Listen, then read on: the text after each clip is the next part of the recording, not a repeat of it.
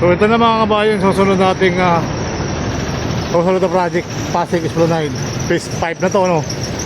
So 4. So yan po yung panibagong gagawin hanggang doon sa may tuloy-tuloy na po yan mga kabayan. Marami pa rin namamasalaman dyan. Yan po yung gagawin na pasyalan mga kabayan. So bandang malamig dyan sa Arceros. So kahit naman hindi pa yan Pasig Esplanade, so marami pa rin namamasal dyan, no? Kita nyo guys, masarap kasi dyan sa panloob ng mga kahoyan. Malamig po yan mga kabayan. So sa top po, Luzon, Visayas, Mindanao. Ayan po yung ating panibagong vlog for today.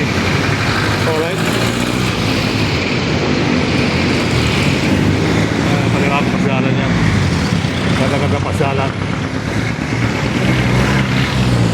Go, ingat.